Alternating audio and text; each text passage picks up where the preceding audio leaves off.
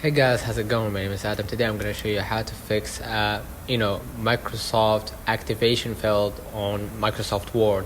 So first of all, don't forget to refresh your page, and what you're going to do is click on the type here to search at the below left corner, and you're going to type right here this PC, right? Click on it and you're gonna see the lock disk. Click on the C version, right? And you're gonna be able to see right here, this is your files. Make the file looks bigger at least so you can see. Click program files and then click command file, right? And then afterwards, what you're gonna do next, you're gonna just go ahead to the Microsoft shared, right? And afterwards, you're gonna see multiple files. Click the long one, the software thing, right? Click on it, and basically you're gonna be able right here to see multiple files. Click the OPPRE RM, something like that.